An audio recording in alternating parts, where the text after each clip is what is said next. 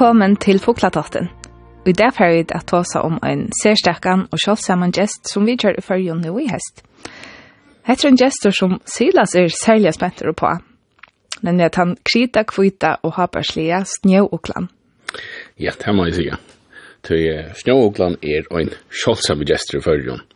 Sleiv at det var vanligere i førjen i 1800-tallet, og eglanger er faktisk ikke skrasett der, så reglelig til sleiv som ikke vanligt.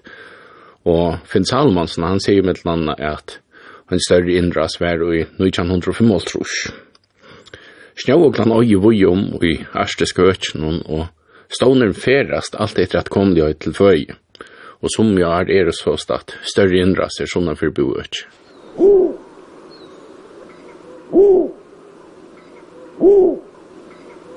Snøokla øyer og i frostmøyre og av fløyton, og man fyrir tremerske.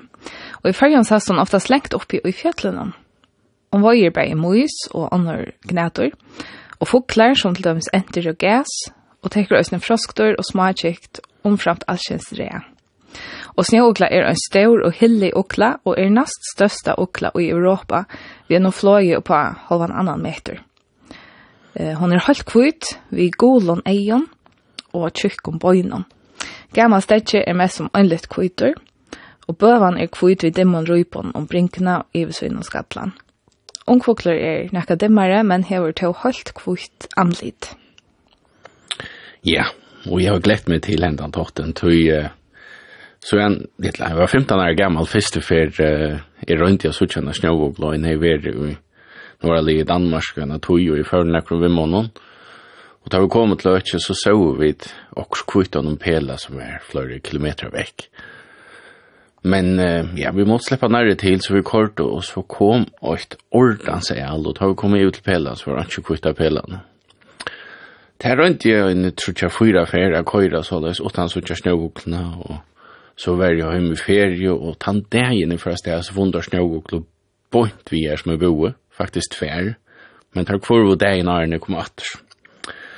Så det gikk lengt hui, Arne sa snøvokler, og enda ta konan skulle oi okkara fyrsta baden, og fikk verster, så var vi da sjukros noen, og så fikk jeg sms om at snøvokler var 30 kilometer bort. Men jeg valgte å være verandi av sjukros noen, og så onka snøvokler den dagen. Helter. Vi var familjeføringer der i Klaksvik, og så var vi knappt mynter av snøvogler som var i seg ut i mula, men da jeg kommer rundt snøvogler her helt. Men endelig er jeg så bær til Thomas Jakobsen, og hatt vært fjallet mittelen Øyre og Seladrev pjær vi Halgafellstind, og her igjen kom fram av en snøvogler som faktisk også var i Øtjen og Sørster. Og jeg drønner i soper sammen med eldste døtterne, og til etna i stokken å finne snøvoklene, det var sera ståttet, og det var enda en gammal nastan krita kvite stedje, som åpenbart i vetrarvist her oppe. Snøvokleståneren verer av i OC-mekter at være vibration. Det sera trobolt å meta om støttene av stånden, men det tidligst som han i større minskning og sjekka av veverdagsbrøytingene.